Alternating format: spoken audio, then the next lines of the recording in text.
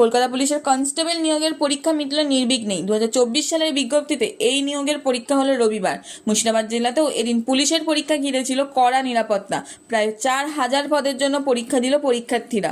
প্রশ্ন কেমন ছিল, কেমন হলো পরীক্ষা? কোশ্চেন খুব ভালো এসছে, খুব সুন্দর এসছে।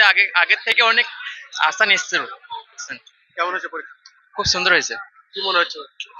যে আশা তো আছে পাস করার, দেখি কি হয়। বসতে ভালো হয়েছে পরীক্ষা, এটাই যা ভালো। খুব কঠিন ছিল না।